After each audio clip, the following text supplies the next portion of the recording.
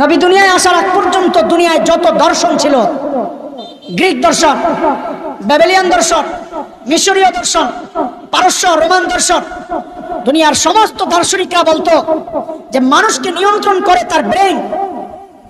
কে? Brain নিয়ন্ত্রণ।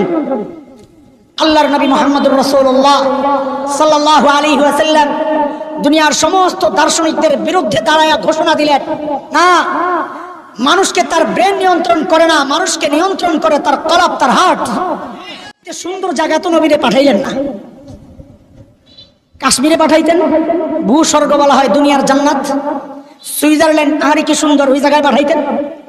আল্লাহ পাঠাইলেন নবীরে জাজিরাতুল আরবে, পানি নাই, খাওয়া নাই, ফল নাই, ফসল নাই, বৃক্ষলতাহীন জলশূন্য বালুকাময় জায়গা।